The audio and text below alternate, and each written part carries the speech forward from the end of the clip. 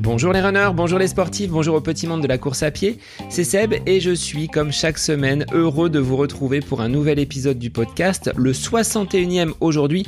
Alors c'est la rentrée, à la fois scolaire pour moi sur le plan professionnel, mais aussi pour le podcast, puisque en ce vendredi et par ce nouvel épisode, nous attaquons la saison 2 du podcast À côté de mes pompes.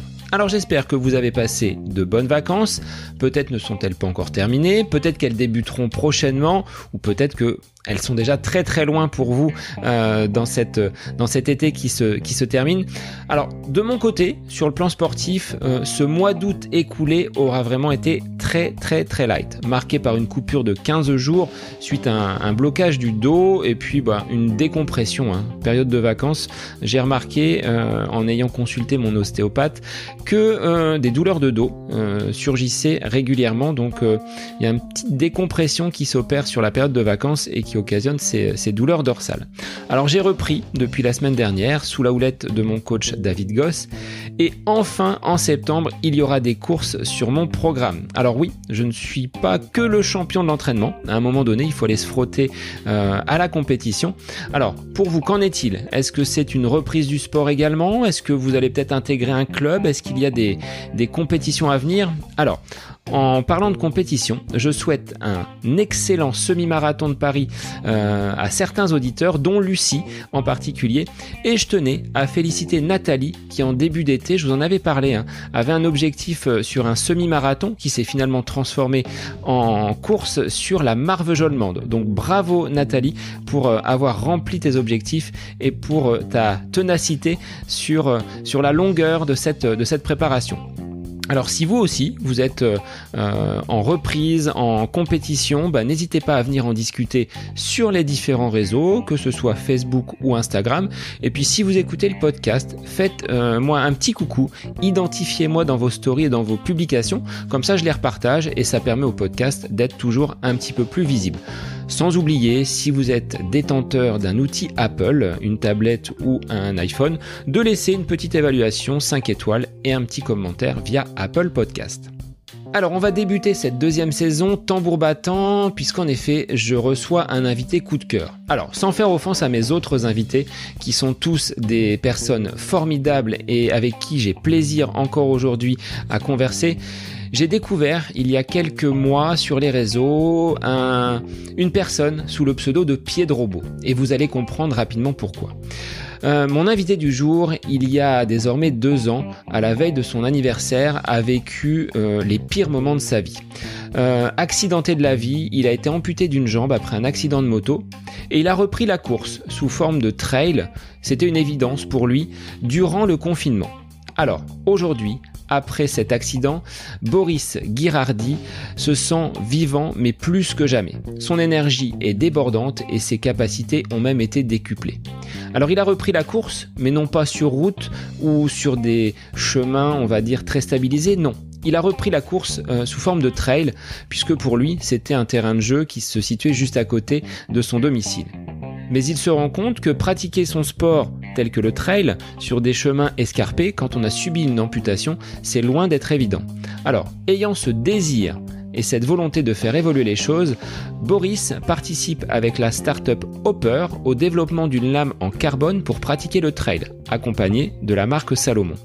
Boris a d'ailleurs testé cette lame et bouclé la course de montagne Sierre-Zinal avec une détermination à toute épreuve. Et toujours animé de cette volonté de montrer que rien n'est impossible dans la vie, Boris organise le 17, 18 et 19 septembre prochain avec son association Level Up et Osmove, une ascension d'un sommet à 3000 mètres en mêlant des personnes valides et handicapées.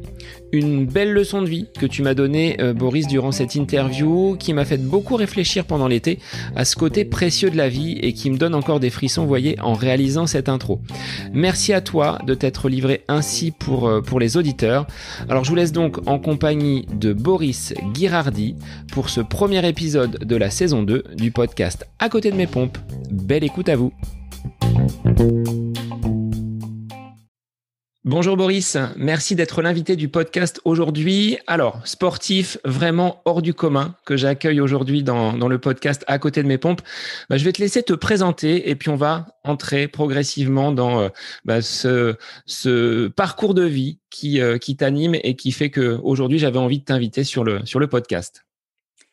Salut Sébastien, merci de m'accueillir dans ton podcast. Je suis flatté que tu aies pensé à moi. Salut à tous. Donc du coup, je suis Boris Guirardi. Je suis plus connu sur Instagram avec mon pseudo Pied de Robot. Voilà, j'ai été amputé il y a un peu moins de 2 ans. Ça fera 2 ans au mois d'août. Et dans ma reconstruction, dans ma rééducation, j'ai repris la course à pied naturellement et en fait, je me suis naturellement dirigé vers le trail qui en fait n'était pas une évidence, mais je ne le savais pas. C'était pendant la période de confinement et mon terrain de jeu près de chez moi, c'est des forêts, c'est plein de choses comme ça. Donc je suis parti faire du trail et c'est qu'après en fait où j'ai découvert que en réalité on était très peu nombreux amputés à faire du trail. Donc voilà le départ. Alors, quelle profession tu exerces? Qui était Boris dans sa jeunesse? Est-ce que tu étais déjà sportif ou est-ce que cet accident de la vie t'a conduit vers la course à pied et le sport? Alors, j'ai toujours été sportif. Donc, depuis l'âge de 7 ans, j'ai toujours fait pas mal de choses, notamment des arts martiaux, qui a été un peu mon fil conducteur. À l'adolescence, j'ai fait de l'athlétisme, en plus des arts martiaux. Donc, je faisais du 1500 et du triple saut.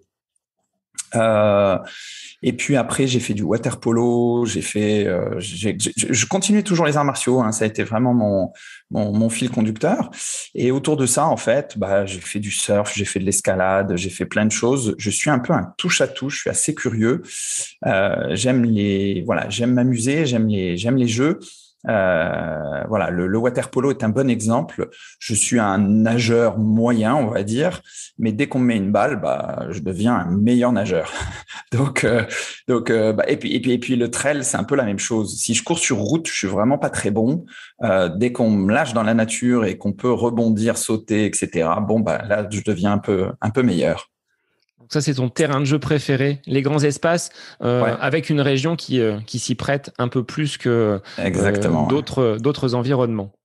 Exactement, ouais. On a la chance d'avoir un coin vraiment fabuleux pour ça. Ce soit l'Ariège, les Pyrénées, le Tarn. Enfin, on a vraiment plein de terrains de jeu autour de nous et très variés en plus. Donc c'est plutôt agréable, ouais. Et professionnellement, alors, quelle activité Ouais. tu exerces? Alors professionnellement, je suis gestionnaire de société foncière.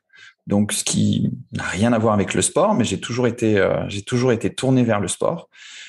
J'ai même passé un diplôme de sport. J'ai un CQP, un certificat de qualification professionnelle.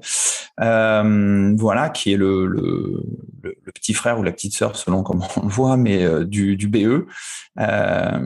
Et voilà, BE qui n'existe plus, mais il y a un équivalent aujourd'hui. Mais enfin bon, bref. Donc voilà, donc effectivement, j'ai un métier, le sport est ma passion et voilà. Alors, parcours de vie qui a été un petit peu cabossé. Donc, c'était le 9 août 2019. Euh, Exactement. un accident qui, aujourd'hui, te prive d'une de tes jambes. Comment tu peux raconter cet accident? Comment il est survenu? En fait, ce qui est dingue, c'est en fait, c'est la date. Il faut savoir que donc l'accident est arrivé le 9 août, j'étais amputé le 10 août, le 10 août étant mon anniversaire. Je rentrais du boulot, je devais rejoindre ma femme et ma fille qui m'attendaient pour partir en vacances, puisque le lendemain je devais me lever à l'océan pour fêter mon anniversaire et ma fille à l'époque avait 3 ans et je devais lui apprendre à surfer malheureusement je suis jamais arrivé jusqu'à la maison. J'ai eu un accident sur la route, un vrai accident. J'en veux pas à la voiture que j'ai percutée. Je doublais un camion qui roulait pas très vite. J'avais regardé. Il y a une personne qui s'est engagée devant le camion, ne me voyant pas. Je ne le voyais pas non plus et on s'est retrouvés face à face. Malheureusement, je l'ai percuté. Et j'ai fait 60 mètres derrière dans tous les sens. J'ai réussi à me préserver au maximum, mais en fait, dans l'impact, j'ai perdu mon pied. Je ne l'ai pas senti immédiatement. Et c'est qu'une fois que tout ça a été terminé, que j'étais au sol, qu'évidemment, j'ai commencé à vérifier tout ce qui fonctionnait, puisque vu le choc, je savais que je pouvais pas être entier, enfin, c'était pas possible. Donc, j'ai commencé à vérifier effectivement mes mains, ma colonne, mes cervicales, mon bassin, voir que tout bougeait. Ça m'était égal que ce soit cassé, mais je voulais vérifier que ça bouge. Pour être sûr de pas être paralysé. Et en fait, dans mon esprit, j'ai pas pensé à perdre quelque chose. Et c'est que en vérifiant mon pied droit que j'ai vu que mon pied gauche n'était plus là. Ça a été sectionné net entre guillemets avec la botte de moto. C'est ça qui est un peu dingue. Et donc, bah, effectivement, ça a été d'abord un sentiment. Ça a été un choc. Et puis un sentiment de colère m'a envahi. En gros, pourquoi moi? Pourquoi maintenant? Pourquoi ça? Et puis après, assez rapidement, il y a la douleur qui est arrivée. Je suis resté conscient jusqu'à l'hôpital, un peu moins dans le transport parce que la médecin a eu la bonne idée de me donner ce qu'il fallait pour m'échapper un peu de la douleur. Mais effectivement, je suis resté assez conscient. Et puis voilà. Donc, quand je me suis réveillé le lendemain à l'hôpital, je n'avais pas de surprise sur mon amputation. Hein, je le savais déjà. Donc voilà. C'était le choc plus de l'information, la douleur. Voilà. C'était plus ça qui était présent dans mon esprit plus que effectivement le souci d'avoir perdu quelque chose puisque je le savais déjà. Il m'a fallu du temps pour l'accepter derrière. Ça s'est pas fait en une seule fois, mais en tout cas, oui, j'ai pas eu de surprise, on va dire. Combien de temps a duré l'opération? Il était inexorable que de toute façon, le pied n'était plus, on va dire, sauvable. Il était impossible de faire C'était différentes totalement opérations. impossible. Oui. Moi, j'étais amputé direct. Hein, c'est-à-dire que il y avait pas, c'était net. Hein, enfin, il y avait plus de pied. C'était un peu au-dessus de la malléole. J'ai eu de la chance. Je suis arrivé aux urgences et merci les hôpitaux français, merci le personnel médical français qui est vraiment incroyable. J'ai eu la chance de tomber en plus dans un hôpital où la chir qui était présente était en plus spécialisée. Donc j'ai vraiment eu beaucoup de chance. Et elle a effectivement fait quelque chose qui m'a en plus permis d'être très mobile, c'est elle m'a amputé milieu tibia. Si elle avait essayé de sauvegarder le maximum de choses, ça aurait été problématique pour m'appareiller. Je ne pourrais pas faire aujourd'hui tout ce que je fais si elle n'avait pas effectivement amputé entre guillemets au bon endroit. Aujourd'hui d'ailleurs, c'est quelque chose qu'il faut absolument communiquer. Il faut absolument qu'il y ait un vrai travail là-dessus avec les chirs.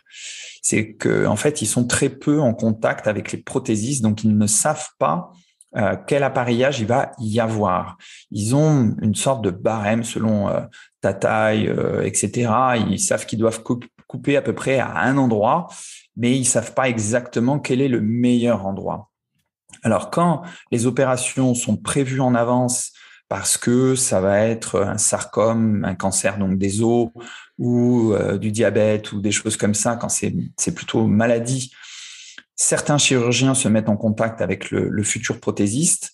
Et là, il y a il y a un vrai travail en synergie qui se passe. Sauf que quand c'est un accident comme mon cas, moi j'arrive en urgence, il faut d'abord me sauver la vie. Parce que évidemment derrière on n'a jamais que ça. Hein. Il faut d'abord me sauver la vie et ça se fait dans l'urgence. Et donc dans l'urgence, les chirs ils font comme ils peuvent aussi avec leur niveau de connaissance qu'on leur donne, qui est bien souvent uniquement chirurgical et qui est pas pour le après. Même si ça a pas mal évolué, même si etc. Mais ils n'ont pas tous le même niveau de connaissance et ça je l'ai appris en étant en centre de rééducation et puis je suis très curieux donc j'ai été rencontrer des chirurgiens pour comprendre un petit peu et puis il faut savoir qu'ils essayent de préserver un maximum, ce qui n'est pas toujours une bonne idée. en fait. Parfois ça passe, parfois ça passe pas, et des fois c'est des souffrances pendant des mois, voire des années. Et c'est un grand nombre d'opérations pour essayer de sauver une jambe qui ne l'est pas. Et finalement, on finit par amputer et ça libère la personne. Je pense notamment à un pote qui est vers Annecy, qui a eu 30 opérations avant d'avoir l'amputation, et c'est lui qui l'a réclamé, en fait. C'est lui qui a dit amputez-moi. Et aujourd'hui, c'est un très, très grand athlète français et qui a de très belles performances et qui fait des choses incroyables grâce au fait qu'il a été amputé et qu'il a été bien appareillé derrière. Donc voilà, donc du coup, il y a un petit travail, je pense, de sensibilisation, d'information. Alors les chires, ils ont des tonnes et des tonnes de formations et d'informations à avoir, donc c'est compliqué pour eux d'ajouter ça à ce qu'ils ont déjà. Et encore une fois, ils le font déjà très très bien. Mais c'est vrai que on a une petite étape où on pourrait gagner ça un petit peu. Voilà. Donc tu es tombé sur la bonne personne Je suis au tombé sur moment la de bonne ta prise en personne. charge. Ouais, exactement, que je remercie infiniment. Alors je la nomme pas parce que je préserve son anonymat, mais merci beaucoup. On va l'appeler Docteur W. Mais merci beaucoup. Grâce à elle, aujourd'hui, je peux faire plein de choses. À part, c'est peut-être pas le bon mot. En dehors de cette jambe amputée, tu avais d'autres séquelles liées à Ouais, ce vol quand même de 60 mètres. Exactement, ouais. Alors bon, la chance, c'est que avant l'accident, je faisais pas mal de CrossFit, et que le midi même de l'accident, j'étais à une séance de CrossFit, ce qui m'a beaucoup préservé, en fait. C'est-à-dire que j'ai réussi à attraper mon casque, à me gainer, à me protéger un maximum, ce qui a probablement sauvé toutes mes fonctions vitales et ma colonne. Et j'étais équipé aussi, hein, les amis motards. Donc moi, je suis motard depuis 27 ans. Amis motards, on reconnaît un motard à son équipement, pas à sa moto, hein. Donc on est bien d'accord, on s'équipe. Quoi qu'il arrive, il fait beau, il fait mauvais, il fait ce qu'on veut, vous vous équipez et vous vous équipez bien. C'est la première chose sur laquelle vous devez investir. C'est ça, c'est ce qui m'a sauvé. Donc voilà. Après, oui, j'ai eu des lésions un peu à droite, à gauche, qui sont un peu inéluctables, mais rien de grave, en fait, rien qui finalement a engagé ma vie. Mais ça, on l'a su que dans la nuit, après avoir passé de multiples scanners et etc., ils ont pu identifier que, heureusement, j'avais pas de bobo trop grave, qui fait qu'on a pu facilement se concentrer sur l'opération qui était l'amputation. Quelle a été ta réaction au réveil le lendemain, une fois opéré? On se dit, finalement, je suis quand même encore en vie, ou il y a cette colère déjà qui t'animait avec la perte de cette jambe? Alors, non, la colère, elle était passée. Là, il y avait plus le choc. Il y avait plus la question, qu'est-ce que je vais dire à ma femme et à ma fille? Comment je vais pouvoir les rassurer? Et puis finalement, c'est ma femme qui m'a rassuré, qui est rentrée dans la chambre d'hôpital et qui m'a dit, tu es là. Voilà. À partir de là, j'ai compris qu'effectivement, elle avait raison, j'étais là.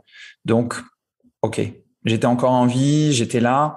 Et j'ai eu des moments d'abattement. J'ai pas voulu le faire devant ma femme et ma fille les premiers jours, parce que je voulais pas leur faire subir plus que le choc de l'info, plus que ma femme a appris très très tard que j'étais encore en vie, que j'étais encore là. L'hôpital n'a pas communiqué parce que il savait pas si j'avais pas une hémorragie. C'est fréquent que les motards finalement décèdent suite à des hémorragies, donc ils donnent pas l'information immédiatement. J'ai eu mon accident à 17h30. Elle a eu de mes nouvelles à 2h30 du matin. Autant dire qu'elle a eu largement le temps de s'imaginer le pire. Et puis, il y a eu un jour où j'ai un peu craqué. Et il y avait un infirmier qui avait un peu de bouteille, qui était là depuis un moment, et qui m'a mis dans un fauteuil roulant. Et l'unité dans laquelle j'étais, c'est une quinzaine de chambres. Il n'y a pas de porte. Il y a des caméras dans toutes les chambres, puisqu'on est vraiment très, très surveillé dans cette unité. Et il m'a fait faire le tour des chambres, sans plus de commentaires que ça. Et j'ai constaté qu'il y avait des gars qui étaient vraiment bien plus en dégâts que moi. Et donc, on est revenu. Il m'a dit, c'est bon. J'ai dit, OK, c'est bon. Et à partir de là, j'ai compris en fait que j'étais vivant, qu'il me manquait un pied, mais que des choses allaient être possibles. Je savais pas encore quoi, je savais pas comment, mais je me suis dit, OK, il y a des choses qui vont être possibles. Ça a été pas un chemin facile et immédiat, mais je savais il y avait une issue. Alors, ce chemin a commencé, je pense, par de la rééducation. Combien de temps tu es resté à l'hôpital avant de pouvoir passer finalement dans un cadre pour peut-être te réathlétiser et envisager la réalisation d'une prothèse qui allait pouvoir te permettre de nouveau d'être debout? Alors en fait, ça s'est fait en plusieurs étapes. Donc je suis resté donc du 9 août jusqu'à fin août à l'hôpital, vraiment hôpital. Et ensuite, je suis passé en centre de rééducation, mais dans un centre de rééducation avec une partie qui est comme un hôpital, si tu veux. Donc on a exactement la même chambre avec les mêmes soins, avec des médecins rééducateurs, avec des infirmières, etc. Euh, Évidemment, on est sous médicaments et ils sont assez forts pour pouvoir supporter la douleur. Et il y a différents types de douleurs qui apparaissent en fait. J'ai eu la chance d'être dans un hôpital où il y avait une équipe antidouleur. Donc, ils vont un peu tout tester, voir sur à quoi on est réactif. Donc ça peut passer de tout à tout. Hein. Ça va être de l'hypnose, ça va être voilà. Et puis finalement aussi l'apprentissage de l'acceptation de la douleur, etc., etc. Et donc dans le centre de rééducation, j'y suis arrivé début septembre, et là a commencé effectivement un processus qui est d'abord en fait la cicatrisation, puisqu'on ne peut rien faire sans être cicatrisé. Il faut savoir que cicatrisation externe, elle va être allez, on va dire un mois pour schématiser. Et une cicatrisation interne, c'est 1 an et demi, en fait. Donc, entre 1 an et demi et 2 ans. Donc, voilà, on n'est pas stabilisé avant cette période-là. Moi, c'est assez récent, en fait, que j'ai été stabilisé, donc que mon moignon ne bouge plus, ou plus tellement, on va dire. Et voilà. Donc du coup, ça c'est une grosse partie, la cicatrisation. Et petit à petit, en fait, on va commencer à mettre ce qu'on appelle un manchon. C'est ce qu'on met sur notre moignon pour pouvoir rentrer dans l'emboîture. L'emboîture, c'est la partie que les gens voient, qui est en carbone, qui nous permet de rentrer dedans. Et voilà, il va y avoir tout un travail avec le prothésiste. Et en fait, le choix du prothésiste est crucial, mais vraiment crucial. Parce que, et ça, peu de gens le savent, mais au départ, les gens pensent qu'on n'a pas le choix. On nous colle un prothésiste dans les pattes, mais non, c'est exactement comme un opticien et une paire de lunettes. Vous avez le choix non seulement de l'ophtalmo, mais aussi de l'opticien. Bah là, c'est la même chose. On a le choix du médecin rééducateur et du prothésiste. Et il faut faire le bon choix. Et si ça va pas, faut pas hésiter à changer. Ça, c'est un point important. Il y a un gros manque d'information là-dessus. Et je milite pour que les gens aient au moins l'information. Donc, avec le prothésiste, il va y avoir un travail et ça devient une personne qui devient centrale dans votre vie parce que c'est lui qui va vous remettre debout, quoi. Donc voilà. Donc il y a eu tout un processus et puis les kinés vont aussi participer à ça pour réapprendre à être sans ce membre, sans ce pied, ou parfois c'est une amputation un peu plus haute, donc ça peut être une amputation fémorale. Comment on fait sans ça? Et donc on réapprend son corps sans cette partie-là. Et effectivement, une longue rééducation. Peu de gens le savent, mais en fait, j'étais valide et peut-être que je marchais mal. Et beaucoup de gens qui marchent mal, on ne le sait pas, mais on marche mal. Donc du coup, il y a un apprentissage à remarcher. J'ai passé de longues heures dans un couloir. Je voulais absolument remarcher de manière parfaite. Si aujourd'hui je suis en pantalon, on peut pas voir que je suis équipé d'une prothèse. Ça m'arrive fréquemment de sortir de ma voiture, d'être garé sur une place handicapée. Aujourd'hui, les cartes handicapées sont toutes petites, donc les gens ne le voient pas forcément. Et je me fais engueuler parce que je suis garé sur une place handicapée alors que je ne le suis pas. Donc je suis obligé de lever mon pantalon. Voilà, si tu relèves le pantalon après. Voilà, l'affaire est réglée, mais et les gens sont plutôt gênés, mais c'est fréquent en fait. Donc pour moi, c'est un compliment, mais ça m'a pris de longues heures et j'invite vraiment les gens qui ont une amputation à passer beaucoup de temps là-dessus parce que une bonne marche conduit à une bonne course. Et inversement, une bonne course conduit à une bonne marche. Donc, c'est vraiment des vases communicants qu'il faut bien bosser. Il faut prendre le temps de bien le bosser. C'est vraiment très, très, très important, ça. Est-ce qu'on peut comparer finalement ce retour finalement de la marche pour toi à ce qu'un enfant peut ressentir quand il fait ses premiers pas? Est-ce que tu mets exactement le point là où il faut. C'est exactement comme ça que je l'ai pris.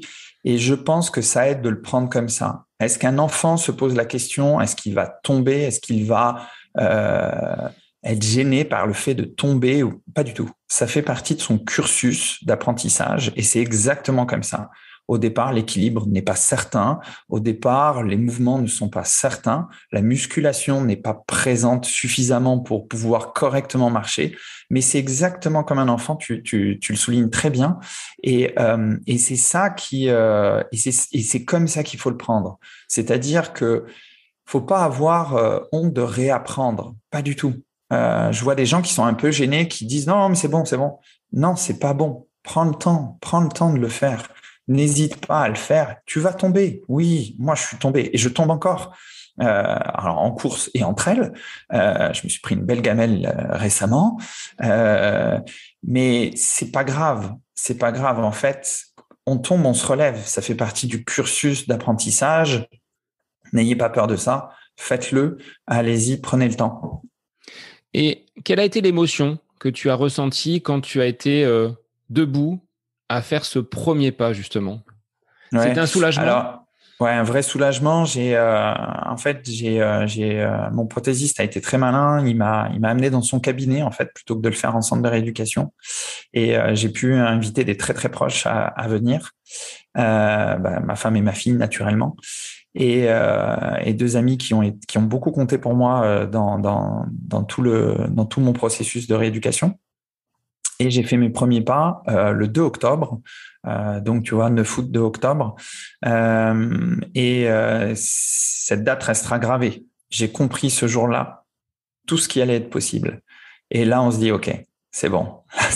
Là, il va y avoir des choses possibles et on va pouvoir faire des grandes choses. Même si au départ, si je te montre la vidéo de mes premiers pas, tu vas te dire, OK, vraiment, il était plein d'espoir. Mais on le sait,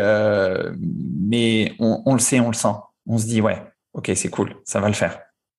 Et ce côté positif, il t'a toujours animé pendant toute cette période dès l'accident jusqu'à encore aujourd'hui, où il se dégage beaucoup de positif dans ce que tu transmets, dans ce que tu échanges, ou est-ce qu'il y a quand même eu des moments, tu le disais tout à l'heure, où c'était un petit peu plus compliqué? Je mentirais si je disais que ça a toujours été rose. Non, ça n'a pas toujours été rose, évidemment. Et je pense même que c'est nécessaire de passer par des phases sombres, des phases dures, pour pouvoir rebondir. En revanche, j'ai toujours eu cette résilience-là. J'ai toujours eu ce truc-là de me dire, je vais y arriver, je vais le faire, je vais y arriver. En revanche, ce qui a été un peu étonnant, c'est que j'ai rebondi très vite, trop vite, en fait. Et je comprenais pas trop ce qui se passait parce que j'avais le sentiment qu'il me manquait quelque chose. Et puis, 2 mois et demi plus tard ou 3 mois plus tard, après l'accident, j'ai reçu le rapport de gendarmerie. Ma fille était en train de jouer devant mes yeux et j'étais en train de lire le rapport et donc tous les témoignages et exactement ce qui s'était passé. Et j'ai pris la pleine conscience que j'étais passé vraiment à 2 doigts de la mort. J'aurais touché quoi que ce soit, on n'avait pas cette conversation. Et ça a été, c'est ce qui m'a totalement bouleversé, c'est ce qui m'a mis à plat. Voyant ma fille, je me suis dit, OK, Elle n'aurait pas eu de papa, je l'aurais pas vu grandir. Il y avait ma femme qui était pas loin. Ma femme serait retrouvée toute seule. Ok, là, j'ai vraiment pris la pleine conscience de ça. Et c'est là où je me suis un peu effondré et je suis un peu revenu au fond, vraiment. Donc j'ai fléchi, j'ai pas cassé, j'ai fléchi, mais il y a eu un travail. On propose évidemment dans les centres de rééducation, il y a des psys. Donc j'ai fait un travail avec une psy, d'échange, de partage, etc. Et petit à petit, il y a eu cette reconstruction et finalement, voilà, je suis revenu et de là, à partir de là, une fois que ce deuil, une fois que cette partie-là a été passée, j'ai pu réellement me reconstruire et j'ai pu prendre ce côté positif et ne plus le lâcher. Et par rapport au handicap, tu le disais tout à l'heure, Mmh. hein, te garer sur des places de stationnement, les gens te voient sortir, on se dit finalement, il est valide, tout va bien. Est-ce que tu C'est as d'autres ça. anecdotes comme ça qui pourraient montrer un petit peu le quotidien et peut-être le regard des autres, qui est peut-être pas toujours sympa et qui Non, ben, ouais, pèse un ça a petit peu? été exactement, ça a été ma première question, c'est comment ma fille va me voir et comment ses petits copains et copines vont me voir. J'avais pas mal de questions à ça. Et puis un ami m'a mis en contact avec un amputé qui est amputé depuis plus de 10 ans et qui a des enfants. Et il m'a totalement rassuré là-dessus. Au départ, ça m'a fait beaucoup de bien, mais quand même, j'avais une appréhension. Et un jour, il a fallu faire la surprise à ma fille. Donc, j'étais en centre de rééducation toute la journée. Hein. Je quittais pas le centre de rééducation. Puis un jour, je suis passé en hôpital de jour. Donc là, je dormais à la maison et j'allais toute la journée au centre de rééducation. Et donc, à partir de là, j'ai pu aller chercher ma fille à l'école. Et un jour, je me suis endormi sur le canapé. Ma femme m'a dit, non, faut partir chercher notre fille. Et j'étais en Bermuda. C'était comme ça. Et au départ, je voulais pas le faire comme ça, mais c'est tombé comme ça. Donc j'y ai été. Et les enfants, évidemment, regardaient, étaient plutôt surpris. Et c'est là où est né Pied de Robot, en fait. Ma fille a tout de suite appelé ça Pied de Robot. Et les enfants ont tous appelé ça Pied de Robot assez facilement. Et finalement, pour eux, ben, je suis presque un super-héros. Et quand je vais chercher ma fille en pantalon, c'est là où ils sont un peu déçus de pas le voir. Donc finalement, pour les enfants, ça passe vraiment bien. Après, naturellement, il faut s'habituer au regard des autres, qui sont souvent des regards de surprise, des regards même parfois de bienveillance, etc. Mais il faut s'habituer quand même à ce regard-là. C'est-à-dire à ce qu'on nous regarde. Bah, l'hiver, je suis en pantalon, donc j'y fais plus gaffe. Et puis quand revient le printemps et que je me mets en Bermuda, voilà, il me faut quelques jours pour me réhabituer à ce que les gens regardent. Moi, je n'y fais plus trop attention, et puis mes proches n'y font plus trop attention. Donc, c'est vraiment le regard des autres qui me rappelle ça. Et dernièrement, il m'est arrivé une anecdote assez drôle. Je suis dans le train, je rentre de Paris, je suis en train de travailler sur mon ordinateur. La personne qui est à côté de moi est là depuis bien une bonne heure à côté de moi. Je retire ma gaine, en fait. On a une gaine qui recouvre, qui permet un peu de libérer un peu la jambe et ça fait du bien, quoi. Donc, je retire pas la prothèse, mais juste, je rabaisse cette gaine. Et la dame, de but en blanc, me dit, comment c'est arrivé? C'est une question qui brûle les lèvres de beaucoup, beaucoup de gens. Ne la posez pas. Et en fait, comme Sans moi, même je te dire suis bonjour, sans même te sans demander rien, qui tu sans es, rien. voilà. La curiosité l'a emporté sur ce qu'elle est, et tu vas voir que en fait, c'est aller beaucoup plus loin. Et donc, du coup, comme j'ai un petit peu l'habitude et que je suis plutôt à l'aise, je lui ai répondu, racontez-moi le jour le plus traumatique de votre vie. Et elle m'a regardé assez surprise, elle n'a pas compris. Je lui ai dit, c'est ce que vous êtes en train de me demander, madame. Vous êtes en train de me demander de vous raconter le jour le plus traumatique de ma vie, et sans bonjour, sans rien. Donc, à vous de me le raconter en premier, puisque c'est vous qui m'abordez, puis ensuite je vous raconterai moi. Et évidemment, elle a tout de suite compris qu'elle avait fait un faux pas, que c'était malhabile. Et puis, dans la conversation, elle a été assez honnête. Elle m'a dit, bah, écoutez, je dois vous avouer quelque chose, je suis psy. Et je lui dis, bah, c'est dingue, c'est que ça veut dire que votre curiosité l'a emporté sur Elle m'a dit oui, c'est vrai, et je vous l'avoue, mais maintenant je vais plus aborder de la même manière. Voilà, donc finalement c'était plutôt positif, mais effectivement c'est une question qui ne se pose pas. Si on sent que la personne peut le raconter ou souhaite le raconter, allons-y. Mais sinon, c'est une question qui ne se pose pas. Gardez votre curiosité pour vous. Tout le monde n'est pas à l'aise avec ça et respectez ça. Qu'est-ce qui fait aujourd'hui que tu es relativement à l'aise pour en parler? C'est des rencontres, c'est des échanges que tu as eus? Ouais, tout à fait. Ouais, ouais. C'est des rencontres, c'est les proches qui ont été extraordinaires autour de moi. Comme je te disais, ma femme, ma fille, évidemment, et puis mes amis. Je fais du CrossFit. La communauté du CrossFit a été extraordinaire avec moi. J'ai pu assez vite m'accepter et être accepté en fait avec un regard euh, qui s'en moque en fait. Il n'y a pas de pitié, il n'y a pas de rien. Le CrossFit étant de prime abord déjà plutôt brutal comme sport. Euh, voilà. Ben, c'était comme ça. Et puis voilà, ils n'ont pas changé leur regard. Ça m'a permis de moi être beaucoup plus à l'aise. Euh, Ensuite, l'accident m'est arrivé assez tard. Hein, donc aujourd'hui, je vais avoir 49 ans. C'était il y a 3 ans, j'avais 47 ans, donc j'ai un peu de bouteille. Voilà, donc je pense que tout ça m'a permis d'avoir un recul et d'avoir une assurance aussi là-dessus. Et ensuite, ma rééducation, j'ai bien senti qu'elle se passait plus vite que les autres. J'ai bien senti que bon, les kinés, les prothésistes, tout le monde m'a accompagné, tout le monde me l'a dit. Et en fait, ce compte Instagram Pied de Robot, c'est les infirmières, c'est les médecins, c'est les kinés qui m'ont demandé de le créer, justement pour donner de l'espoir, donner. Au départ, c'était pas pour moi en fait. Je le faisais vraiment pour partager pour les autres, parce que il y a encore des choses à faire dans ce processus-là. Et ça permettait de donner de l'espoir à pas mal de gens. Au final, j'ai même des gens valides qui m'écrivent et qui me disent mais merci, je me suis remis à la course à pied grâce à vous. J'ai repris le sport, etc. Donc au final, c'est porteur de bonnes valeurs. Et ben, donc du coup, je continue à porter ces valeurs-là. Et le fait d'avoir été sportif depuis ta jeunesse, est-ce que ça t'a aidé? Tu le disais à un moment de l'accident, tu as fait tout pour te protéger, pour gainer, pour être vraiment en sécurité et que tes organes soient préservés. Mais est-ce que dans la rééducation, le fait de peiner, d'avoir l'effort au niveau des exercices que te donnaient les kinés, est-ce que tu t'es dit, bon, bah, c'est pas plus dur qu'une séance de CrossFit et je vais avancer pas à pas? Exactement, exactement.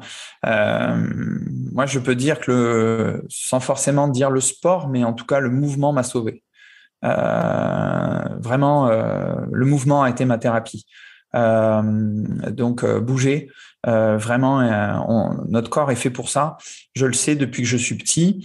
Après, effectivement, les arts martiaux, la connaissance de moi, le goût de l'effort au travers du CrossFit. Comme tu dis, effectivement, c'est pas plus dur qu'une grosse séance. Alors, il y a la douleur en plus, donc il y a quand même pas mal de paramètres qui rentrent en jeu, mais le sport m'a énormément aidé. L'esprit sportif m'a énormément aidé. Le fait effectivement, le dépassement de soi, d'avoir le goût de l'effort. C'est sûr que quand les kinés me disaient 10, j'en faisais 100. C'est sûr que ça m'a aidé. Et quand ça marche pas, ne pas se laisser abattre. Je dis pas que je me suis pas énervé. Hein, j'ai jeté 2-3 fois mon fauteuil roulant. J'ai essayé de casser mes béquilles. Même si je les ai pas eu beaucoup, j'ai passé quelques moments de colère dessus. Mais ça pas, voilà, je me suis pas arrêté à ça. J'ai essayé de dépasser ça comme on le fait dans le sport en fait, exactement avec ce goût de l'effort. Et par rapport donc à ces premiers pas que tu as effectués sans les béquilles, donc dans le cabinet donc de ton kiné et de la personne qui t'a suivi, petit à petit, tu as eu de nouveau cette envie de courir, mais il y a peut-être eu des adaptations parce que la prothèse n'était peut-être pas adaptée à la course à pied. Quel a été le cheminement pour arriver aujourd'hui à reprendre et à faire du trail? Alors, le cheminement, il a été semé d'embûches. La première chose, c'est qu'on te dit, dans mes projets de vie, j'ai clairement dit dès le départ, je veux tout reprendre. Et puis on m'a dit, oh là là, no, ouais, vous retrottinerez peut-être d'ici 1 an et demi, 2 ans. Trottiner. Hein. Finalement, au bout de 3 mois, je courais. Mais en fait, ce qui s'est passé, c'est que je l'ai pris comme un défi en réalité. Mon prothésiste, un jour, se pointe. Les kinés étaient partis en réunion. Il y avait un tapis de course, mais ils retiraient la clé. Et ce coup-ci, ils avaient oublié la clé dessus. Et donc, du coup, je me suis dit, mais il faut que je cours. Donc, je suis allé sur le tapis, j'ai mis le tapis en marche et j'ai commencé à essayer de courir. Mon prothésiste est arrivé à ce moment-là. Il me dit, qu'est-ce que tu fais? Et à l'époque, j'avais une prothèse qui s'y prêtait pas du tout. J'avais un pied qui ne s'y prêtait pas du tout. Je lui dis, je veux courir. Je le sens, je veux courir. Il m'a dit, OK. Donc, on a fait quelques exercices pour vérifier que c'était possible. Et puis j'ai recommencé à courir. Ce sentiment-là a été dingue. Juste le fait le vent sur le visage, le déroulé, ma course était anarchique totalement. C'était pas vraiment une belle course, mais c'était là. C'était le redébut. La douleur était bien présente, mais il y a eu ce truc-là, les hanches qui rebougent, les jambes qui rebougent, le corps qui se met dans un élan. C'était là. Et puis du coup, ça m'a plus quitté. J'avais qu'un objectif, c'était recourir. Et donc, j'étais en centre de rééducation. Et au bout de 4 mois, je suis sorti pour un mois, ce qu'ils appellent un mois thérapeutique, c'est-à-dire qu'en gros, pendant un mois, ils vérifient qu'on soit assez autonome et je devais réintégrer le centre de rééducation. Sauf qu'entre-temps, j'ai eu un souci. Je donne pas trop de détails, mais en gros, c'est une coulée ostéophytique, c'est une partie de l'os qui repoussait, mais qui repoussait pas bien. Donc voilà, donc du coup il m'appelait Wolverine au centre de rééducation puisque ça avait vraiment bien repoussé et en fait non, ça n'allait pas, donc il a fallu que je me fasse réopérer et cette réopération a été un peu plus importante que prévu et finalement je suis revenu au centre de rééducation début mars 2020, sauf que c'était le premier confinement et je me suis retrouvé à la maison. Et je me suis retrouvé sans kiné, parce que le premier confinement, il était vraiment, c'était un lockdown important, pas d'infirmière, donc je me piquais, je me changeais mes pansements, voilà, j'ai appris à faire un peu tout seul. Et en fait, je me suis dit bon, la rééducation, j'ai du matériel de sport à la maison, donc j'ai quand même pas mal de choses. Mais mon premier truc a été de dire il faut que je remarche. Et puis quand j'ai commencé à remarcher, je me suis dit il faut que je recours.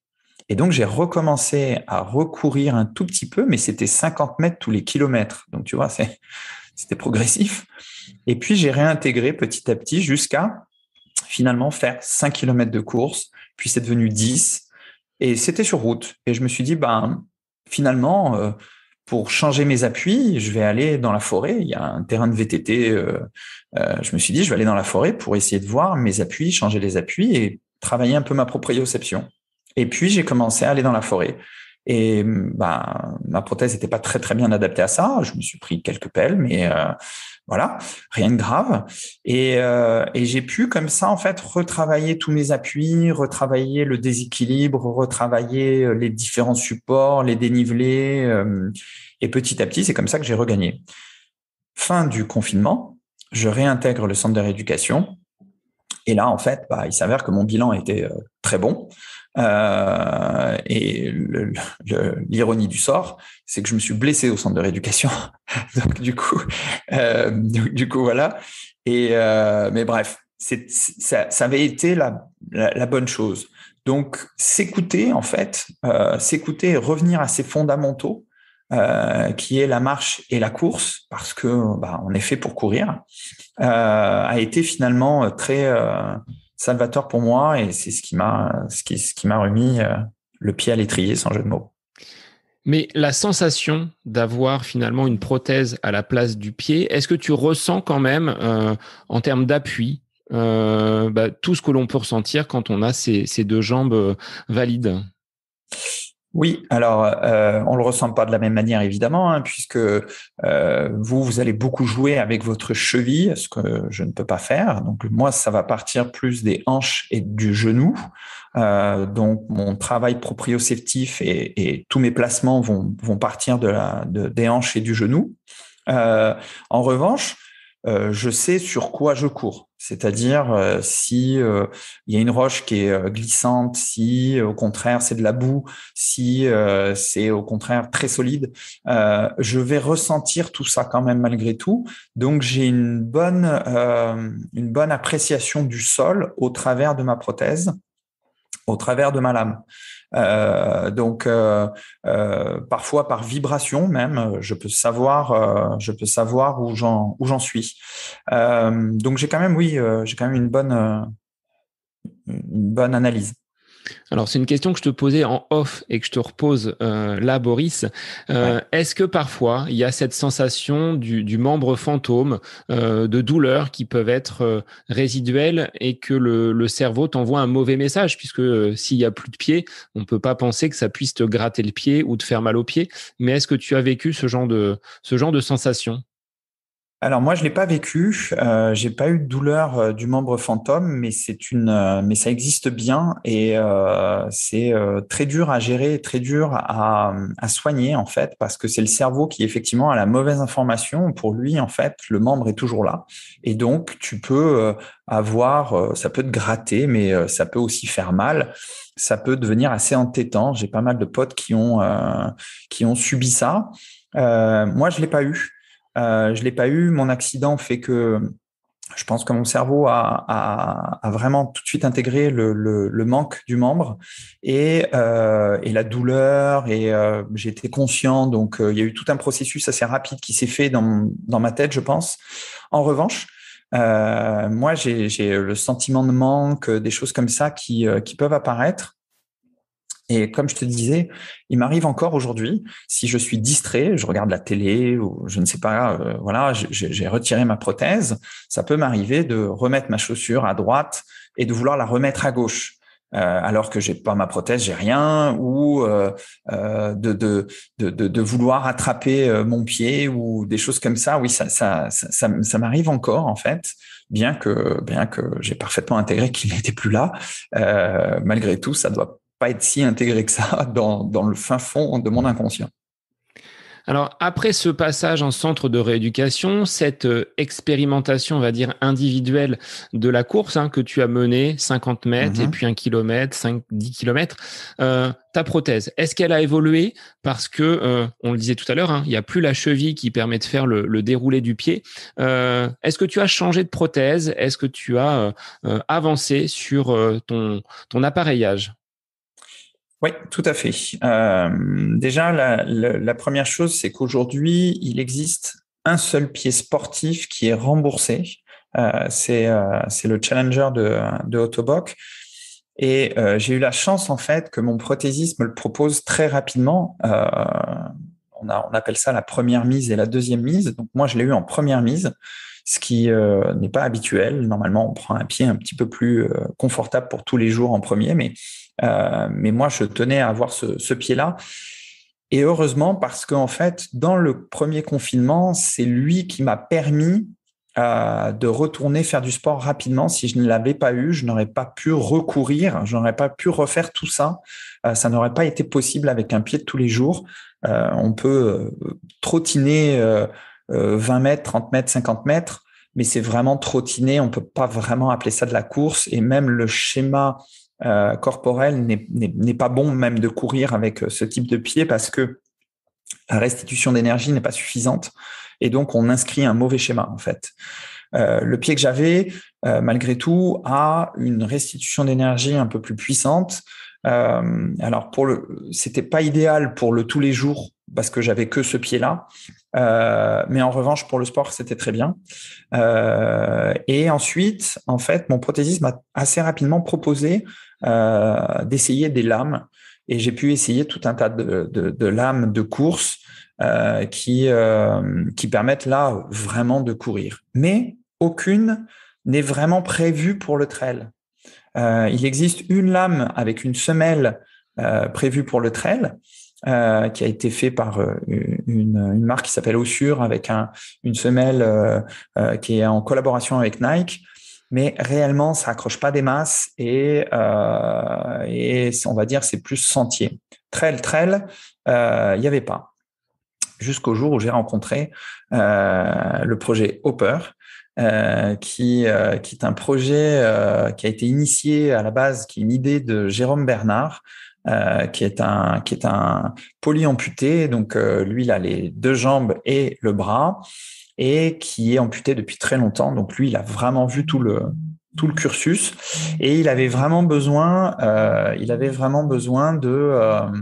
d'avoir quelque chose de plus accessible, parce que ce qu'il faut comprendre, c'est que les lames coûtent très cher. Moi, par exemple, ma lame que j'ai aujourd'hui, elle vaut 10 000 euros. Donc, tout le monde ne peut pas... Donc, ça représente un coût quand même. Ça représente un coût. Si toi, tu décides de te mettre au badminton et que tu vas t'acheter une paire de chaussures de badminton, si tu fais pas de badminton derrière, c'est pas grave, tu auras perdu 100 euros. Nous, c'est 10 000. Donc, en termes d'accessibilité, c'est vraiment un gros problème. Moi, j'ai eu la chance assez rapidement d'avoir des partenaires qui m'ont accompagné, qui m'ont permis de me soutenir dans l'acquisition de ces lames, mais ça n'est pas du tout accessible. Donc, il y a beaucoup de gens qui sont amputés, qui aujourd'hui font pas de sport par manque en fait de matériel. Ça, moi, je trouve ça dingue. On considère que c'est du confort, donc la sécurité sociale ne va pas prendre en charge en Exactement. dehors. D'ailleurs, combien est remboursé un appareillage par an pour financer finalement ta prothèse? Alors, on a 2 pieds de tous les jours. Donc, s'il y en a un qui casse, on en a un deuxième de remplacement au cas où, tous les 5 ans. Ça varie un peu selon où on est placé en France. Ne me demande pas pourquoi. Ça varie. Ça ne devrait, à mon sens, pas varier. Ça devrait être quelque chose de national et point, et d'inscrit vraiment. Mais en tout cas, en Occitanie, c'est 2 tous les 5 ans. On a aussi du petit matériel qui accompagne tout ça, hein, des gaines, des manchons. On a besoin de plusieurs choses qui sont renouvelées, donc qui permettent effectivement d'avoir ça. Maintenant, les lames de sport, oui, ils considèrent ça comme du confort, comme quelque chose qui en plus. C'est pour moi une grosse erreur, et c'est quelque chose avec lequel on milite avec Hopper, avec le projet Hopper, avec cette lame accessible, c'est de pouvoir effectivement mettre un maximum de gens au sport. Pas forcément, en tout cas, je dis au sport, mais au mouvement. C'est-à-dire que si c'est des balades dans la forêt, c'est très bien, ça suffit, mais il faut pouvoir les faire. Et donc, il faut pouvoir rendre ça accessible, parce que un amputé dans un canapé, il prend du poids, forcément, il périt mentalement. Il va manger des anxiolytiques, il va manger des médicaments antidouleurs, parce que moins on le travaille, plus on a mal. C'est un cursus qui est horrible. Alors que quelqu'un qui va faire du sport, eh bien, il va être dans une bonne forme physique, et il va être dans une bonne attitude positive. Il va, toutes les valeurs du sport, quoi, qui peuvent apporter, ça marche pour nous, et ça marche encore plus pour nous. Jérôme Bernard, je reprends un peu son expression. En fait, son kiné lui a dit: tu es condamné à faire du sport. Nous sommes condamnés à faire du sport. C'est-à-dire que si on n'en fait pas, chez nous, ça peut vraiment mal tourner, et ça peut avoir des conséquences qui peuvent être vraiment nuisibles pour nous. Ça va prendre plus d'ampleur que pour un valide, même si normalement les valides devraient aussi s'en préoccuper, mais c'est moins grave pour eux que pour nous. Pour nous, il faut vraiment qu'on bouge pour pouvoir s'équilibrer, en fait. Voilà. Et l'équilibre, il est à la fois physique, mais également mental, ce qui permet évidemment. Vraiment d'être dans une dynamique. Oui. Est-ce que tu te perçois vraiment de façon différente que le Boris avant l'accident? Est-ce qu'il y a des choses qui ont vraiment changé? On parlait de résilience tout à l'heure. La résilience, c'est pas forcément de revenir à l'état initial, mais d'évoluer. Alors, qu'est-ce qui en toi a changé? Comment tes proches peut-être t'ont perçu différemment? Alors oui, ça m'a changé. En fait, on n'a pas 50 options, hein. Soit on s'effondre, soit on se relève. Euh, j'ai la chance, vraiment la chance, hein, et je le dis, c'est une chance. C'est pas que moi, d'accord. C'est avoir fait les bonnes rencontres, le bon prothésiste, avoir une bonne cicatrisation. C'est plein de petites choses qui sont venues s'additionner et j'ai pu capitaliser ça. Ce qui a changé, c'est que je suis passé à 2 doigts de la mort. Je pense que je l'ai vraiment frôlé de peu. Et du coup, mes priorités ont complètement changé. C'est-à-dire que je vois plus les choses. Avant, j'étais très préoccupé par mon travail. J'avais beaucoup de stress vis-à-vis de ça. Je m'impliquais beaucoup. Voilà, j'en oubliais peut-être parfois les priorités qui sont ma femme, ma fille, mes proches, la vie. Profiter des moments, profiter, tu vois, là, je parle avec toi, je profite de ce moment-là pleinement, je suis avec toi 100%. Je ne laisse plus les petites choses me parasiter. Voilà, je vais à l'essentiel et je n'ai plus peur de dire les choses non plus, qu'elles soient positives ou négatives, hein. Je suis un peu plus transparent et je me mets beaucoup moins de filtres. Et en revanche, j'essaye de profiter au maximum de chaque moment. Alors, je suis comme tout le monde, hein, tu vois, hier, j'avais une vis dans mon pneu. Bon, ben, il a fallu que je cours après les garagistes. Ça a un peu ennuyé ma journée, mais voilà, je laisse pas trop ça me bouffer, me dépasser. Je prends le temps de profiter avec ma fille du petit déjeuner. Je prends le temps de voir mes amis. Je profite. Je vais courir. Ça va peut-être pas se passer exactement comme j'aurais voulu. Je vais avoir une douleur. Je vais avoir ceci. Bah, c'est pas grave. C'est comme ça aujourd'hui. Voilà. Je profite de tout ça. Et donc, je suis peut-être je suis moi, mais je suis moi en meilleur en fait. Ça m'a décuplé un petit peu. Ça m'a un peu décuplé mes capacités, mes possibilités, mes envies, mais voilà, ça a un peu décuplé tout ça. Alors la vis dans le pneu, c'était un pneu de voiture ou un pneu de moto? Non, non, non, non, non, pneu de voiture. Alors, je suis pas interdit de remonter sur une moto. J'ai la chance d'avoir d'avoir une épouse extraordinaire qui m'autorise de le faire, mais pour l'instant, j'ai pas eu le désir profond d'y remonter dessus. Ça réarrivera, mais ça ne réarrivera pas comme je le faisais avant. Avant, c'était mon seul véhicule. Aujourd'hui, si je prends une moto, ce sera une moto pépère pour aller faire la petite balade. Voilà. Alors sur le projet Hooper, donc avec Salomon pour revenir dessus, Ouais, tu es donc un bêta-testeur. On te donne c'est ça. finalement la possibilité Exactement. de participer au développement de cette lame. En quoi est-elle faite d'ailleurs? Quel est le matériau utilisé? Et tu parlais de tarifs tout à l'heure. Vers quoi vous voulez tendre pour la rendre plus accessible? Alors, cette lame, en fait, a la particularité d'être durable puisqu'on récupère en fait du carbone issu de l'aéronautique, donc issu d'Airbus. C'est une collaboration avec Airbus. Airbus a un service reuse.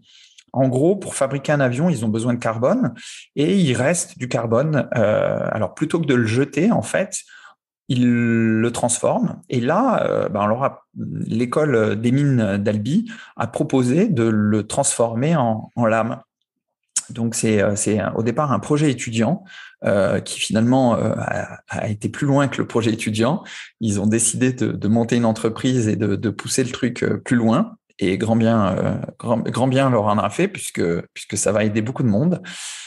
Donc, le carbone est fourni par Airbus et la semelle est fabriquée par Salomon, avec qui j'ai eu la chance de collaborer, avec Patrick Leck, qui est le papa de la Sense, qui est le papa de beaucoup de chaussures de trail, qui fait les chaussures pour des grands coureurs comme François Daen ou comme Kylian Jornet.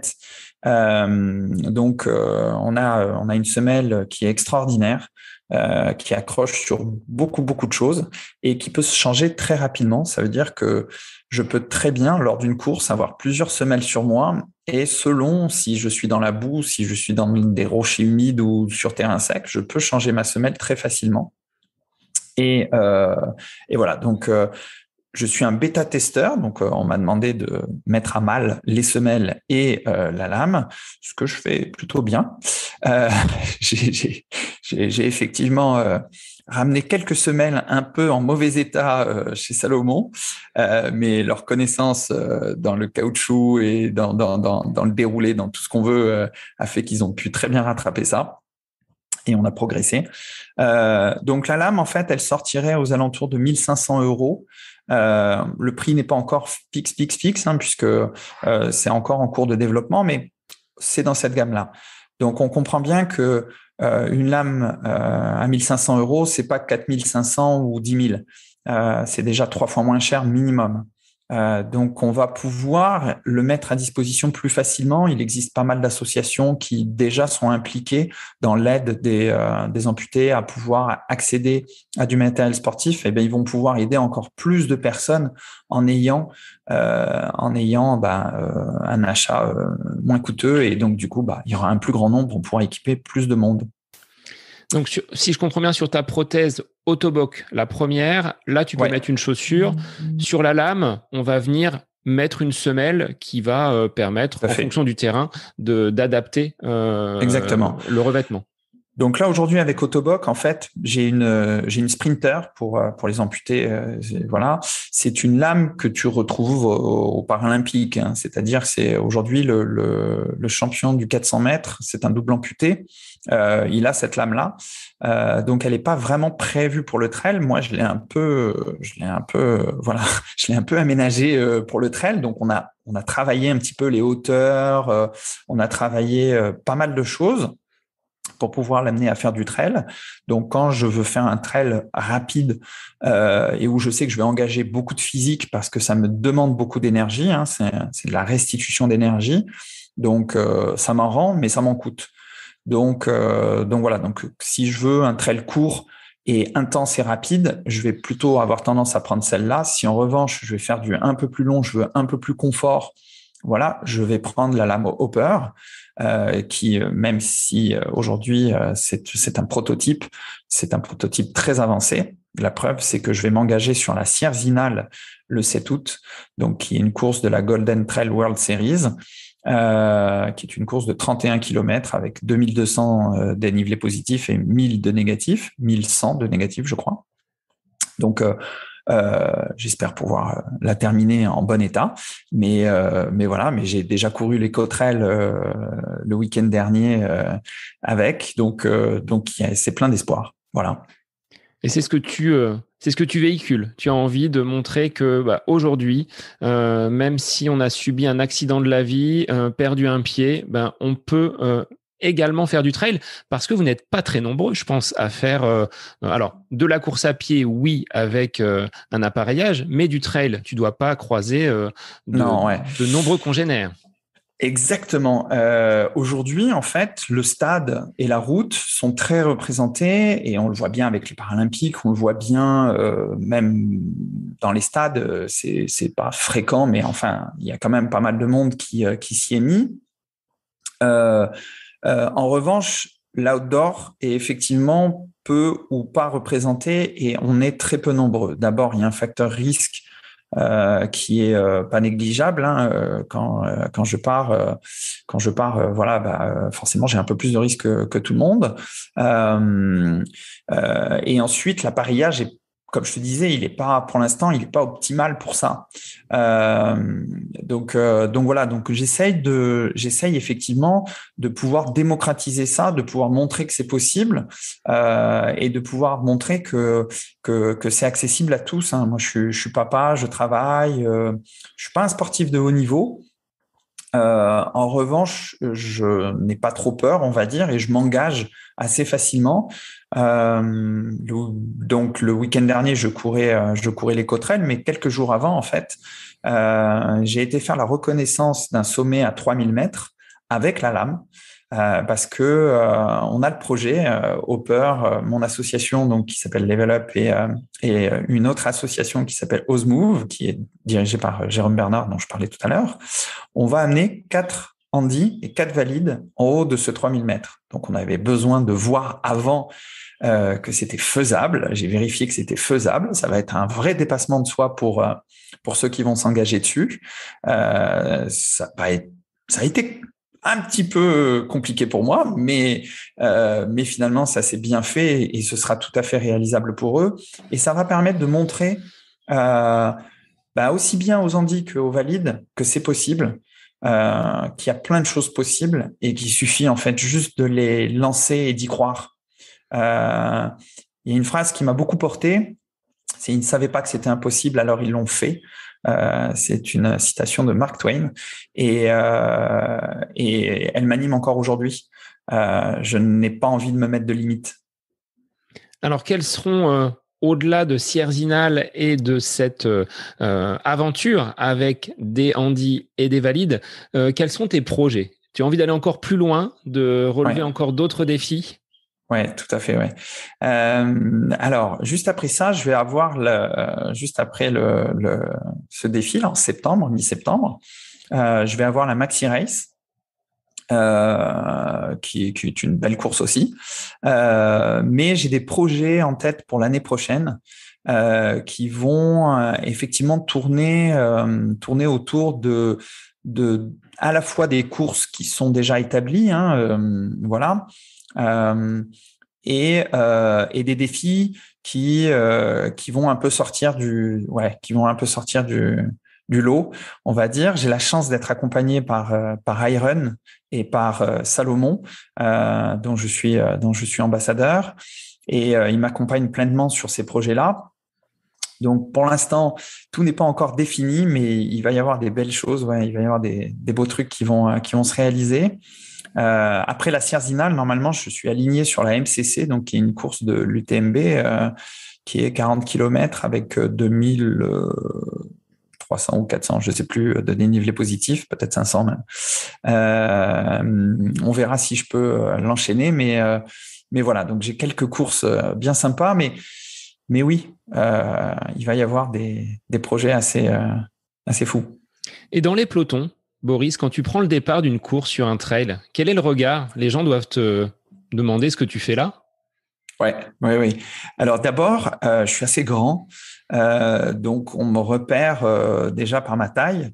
Mais la première chose qui est assez rigolote, c'est qu'ils ne le voient pas tout de suite, en fait. Bon, tu vois bien un départ de course de trail, on est nombreux, on est un peu collés les uns aux autres, donc ils ne le voient pas immédiatement. Et quand je commence à courir ou que je commence à doubler des gens, c'est là où il y a la surprise. Et effectivement, j'ai pas mal d'encouragement, pas mal de soutien de ce côté-là, donc c'est très sympa. Mais il y a aussi son lot de surprises où des gens sont vraiment étonnés. Je le vois à leur visage, ils mettent un moment avant de réaliser le truc. Donc c'est assez drôle. À l'Écotrail, justement, il s'est passé un truc, c'est que je courais avec des amis. Ils sont rentrés un peu dans le dur à un moment donné et moi, j'étais plutôt bien.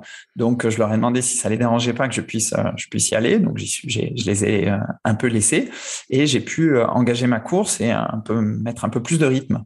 Sauf qu'à un moment donné, je me suis retrouvé avec une belle descente avec des pavés. Il venait de pleuvoir et là, je suis obligé de ralentir fortement parce que pour nous, c'est un peu plus dangereux. Et je venais de doubler un gars. Je le vois, je me mets à sa hauteur, j'attrape son épaule pour faire la descente. Et puis, il a été très surpris et il m'a dit « Mais qu'est-ce que tu fais ?» Et je lui dis « Mais regarde mon pied ». Et il l'avait pas vu. Je l'avais doublé. J'étais accroché à lui. Il n'avait pas vu que j'étais amputé. Et donc, du coup, il m'a dit « Ah bon, ok, d'accord ». Il était assez surpris, mais il était plutôt surpris positivement. Je lui ai dit « Gaz, parce que là, il faut qu'on y aille ». Et donc, du coup, il m'a aidé à la descente. Et parfois, en fait, les gens ne font pas attention parce que mon déroulé de course est similaire à beaucoup de gens. Donc, des fois, ils sont dans leur truc et ils font même pas gaffe que je suis équipé. Et c'est ça qui est beau finalement, parce que tu es comme les autres. Et est-ce que tu pensais, au moment de l'accident, quelques jours après, pouvoir accomplir tout ce que tu accomplis aujourd'hui? Non, pas du tout. Non, non, je le pensais pas du tout. J'y croyais pas du tout. Il y a 1 an et demi, j'étais dans une chambre d'hôpital. Aujourd'hui, j'étais en haut d'un 3000 dans les Alpes. Je cours les Cotterelles. Je vais sur la Sierzinal. C'est dingue. C'est vraiment dingue de pouvoir vivre tout ça, de pouvoir le vivre pleinement. Non, j'aurais jamais imaginé tout ça, même avec la meilleure des imaginations, ça aurait pas été possible. Mais c'est possible. Donc surtout, ce que je veux, c'est pouvoir montrer que c'est possible et donner un maximum d'espoir à un maximum de gens, quel que soit leur handicap d'ailleurs. Hein, c'est de pouvoir leur dire, voilà, il y a des belles choses à faire. Allez-y, foncez, n'hésitez pas. Tentez-le et ça marchera pas toujours, hein, ça marchera pas toujours.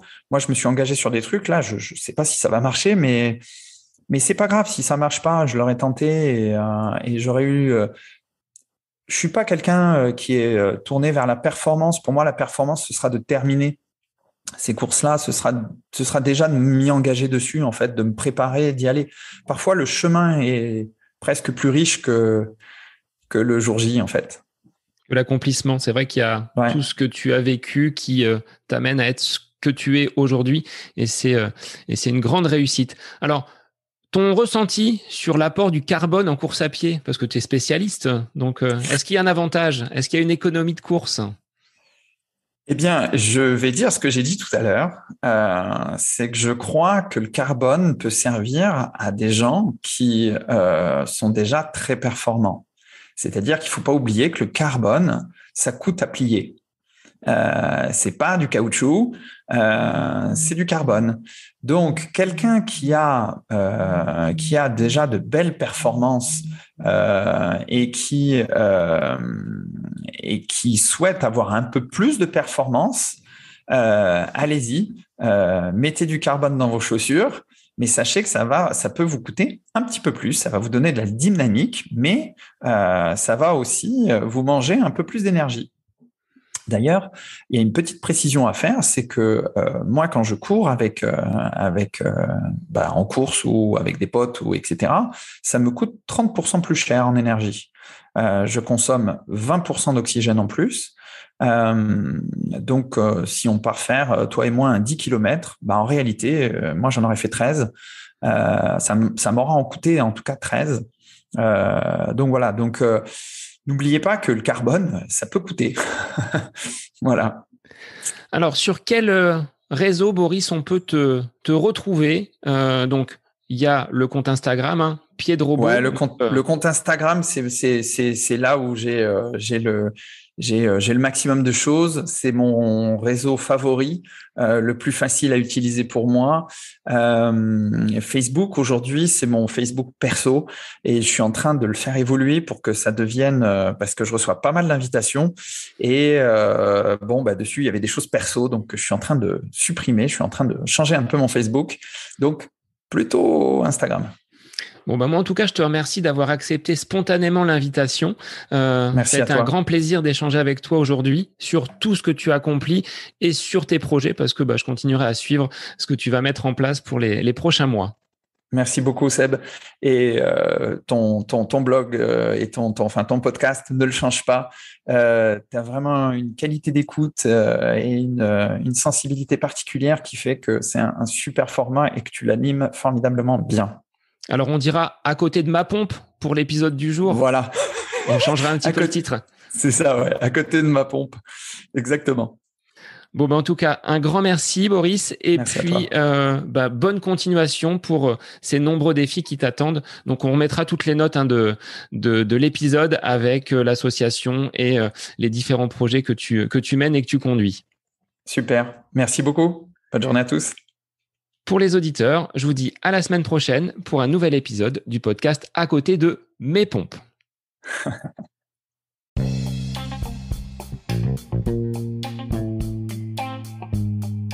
J'espère que cet épisode avec invité vous aura plu. Je vous remercie infiniment de votre écoute.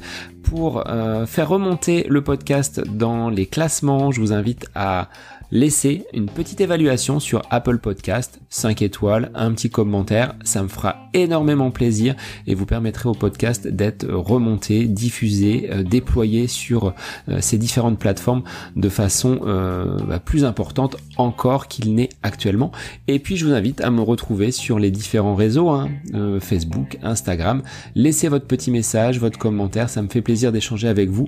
Si vous avez des questions, si vous voulez échanger sur quelconque sujet en lien avec la course à pied, mais pas que, parce que le sport c'est une philosophie de vie et c'est une passion qui nous anime de façon commune, donc n'hésitez pas à venir échanger avec moi. Sur ce, je vous souhaite une bonne fin de semaine, un bon week-end et je vous dis à la semaine prochaine pour un nouvel épisode du podcast À côté de mes pompes.